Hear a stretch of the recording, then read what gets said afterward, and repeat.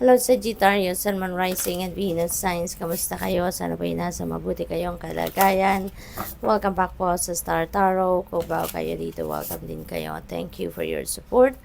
I truly appreciate it. God bless you all, Sagittarius. Tignan natin kung ano mga mensahe ninyo for today. By the way, maraming salamat po sa mga likes and subscribes ninyo at sa mga nag-iiwan po ng mga magagandang komento sa ating mga videos. Maraming salamat po. Pauna mensahe ninyo po, Creator, Earth. Ayan, so maybe ngayon ang focus ninyo is to ground yourself. Maaring nararamdaman ninyo na parang you're all over the place, parang ungrounded kayo, parang hindi kayo mapakali, busy kayo, hindi kayo makapag-concentrate, yung parang hindi kayo makapag-isip ng maayos. Kaya, maybe you are going to ground yourself sa ngayon. Maybe, gagawa kayo, magme-meditate kayo, maybe magre-reflection mode kayo or introspection mode sa ngayon. Integrate your knowing, Sagittarius, isali ninyo, no? Yung kung ano man ang inyong mga kaalaman or mga natutunan sa buhay ninyo in the past, maybe this is the time na dapat ninyong i-incorporate or dapat ninyong i-apply sa mga diskarteng ginagawa ninyo sa buhay. Kasi marami na kayong natutunan eh. You've learned a lot of lessons in life, for so long at maaaring sa ngayon, makakapag-contribute yan na mga natutunan ninyo noong mga nakaraan panahon dito sa pagdidiskarte ninyo sa buhay sa ngayon. Your next message is shift the way to new potential.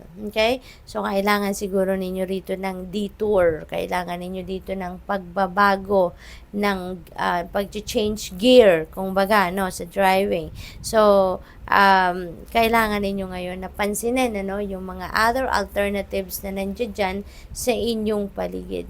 Okay? Kasi hindi lang dapat na kung ano yung nakikita natin or nare-reach ng ating naked eye, doon lang tayo mag-focus. Because maaaring there are a lot of other potential out there sa paligid ninyo na maaaring mas makakabuti para sa inyo. No? Kaya maaaring yun din ang kailangan ninyong pansinin sa ngayon. The edge of evolution, ayan, feels messy. So, maraming pagbabago, ang maaaring dadating dito sa buhay ninyo. And it might create chaos sa buhay ninyo. Kasi, baka yung parang hindi kayo or hindi ninyo welcome sa buhay ninyo ito. And it's maybe because nandito pa kayo sa being ungrounded. Kaya parang malilito kayo, parang ma-overwhelm kayo sa mga iba't ibang klaseng sitwasyon na papasok sa buhay ninyo sa ngayon na parang maguguluhan kayo. It's because you are still ungrounded. But sa pangyayaring ito, sa pagdating ng mga bagay na to na magpapabago sa inyong mga sitwasyon sa buhay, that will be easier for you to accept them, to adjust and adapt to it kapag grounded na kayo. Kaya importante talaga na i-ground nyo ang inyong sarili, get back to your balance, okay? Get back to your center.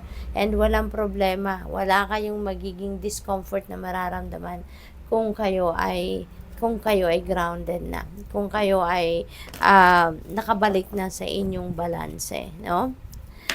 Tignan natin kung ano pa ang mga mensahe para sa iyo.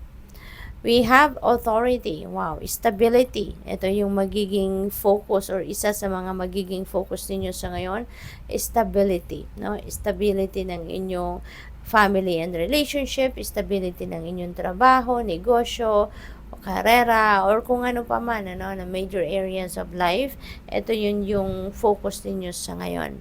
Parang you are also siguro a person of authority, Sagittarius. Baka kayo ay nasa mataas na posisyon sa inyong trabaho, or baka pwede rin na isa kayong tatay, na talagang ikaw yung authority sa inyong pamilya, nasa sa iyong authority.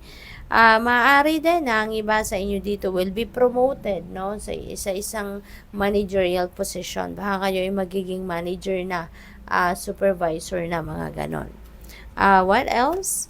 We have recognition and reward. Napakaganda nito kasi this is a job well done, kumbaga, no? At yung galing ninyo, yung effort na ginawa ninyo sa inyong trabaho, marerecognize, makikilala ng inyong mga manager, ng inyong mga boss, and hindi lang pagkilala ang ibibigay sa inyo, kundi pati na din reward, no? Pepremyuhan kayo, mabibigyan kayo ng bonus, or baka ano, yung promotion na to, maaaring yun ang magiging reward ninyo.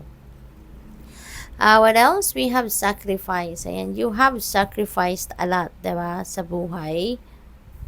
And maybe sa ngayon, may isip siguro ninyo na parang may mga oportunidad na kakatok sa buhay ninyo sa ngayon, and you are also going to prioritize yourself ngayon, ano? There could be a lot of changes happening then, no, sa buhay ninyo talaga sa ngayon, at maaring hindi mo to makokontrol. Hindi mo makokontrol yung outcome, no, na mangyayari dito sa mga pagbabagong ito sa buhay ninyo. Kaya maybe it's about time to pause, no? Maybe it's about time for you to step back, no? Pag-isipan ninyong mabuti kung paano ninyo ina-navigate ang mga pagbabagong ito sa buhay ninyo. Alright? What else? We have throat chakra. Ayan, yung throat chakra natin ito yung lalamunan natin. And that is the energy center that governs our communication. So, maaaring ito yung magiging susi, no? Para maging mas maayos, mas maging maganda ang takbo ng buhay ninyo by speaking clearly and effectively, by expressing kung ano yung thoughts ninyo, kung ano yung nasa puso ninyo, maaring ganun ang ganap dito. Kasi baka in the past, napipigilan kayo or nag-hold ba kayo na express yung mga damdamin ninyo or kung ano man yung mga ideas ninyo. But now, you're being invited here to express clearly and effectively and communicate freely. Okay? Para maintindihan, no, ng ibang tao kung ano ang totoo mong nararamdaman or kung ano ang saloobin mo. Transformation, ang dami-daming pagbabago na magaganap sa buhay ninyo, Sagittarius. This is about change, this is about change, this is about change. So, maraming pagbabago ang magaganap. Maaring mabisi kayo ngayon, maaring there's a lot of inner work that you may be doing, and kung ano man ang mga realizations ninyo, may isip ninyo, you will be applying that, no, to your reality. Kaya ang daming pagbabago. So, you need to be ready physically, mentally, emotionally, and spiritually, no? Dapat sa mga pagbabagong ito para maging smooth lang ang transition ng mga iba't ibang parte ng buhay ninyo. So, good luck. Thank you for watching. Love and light. Namaste.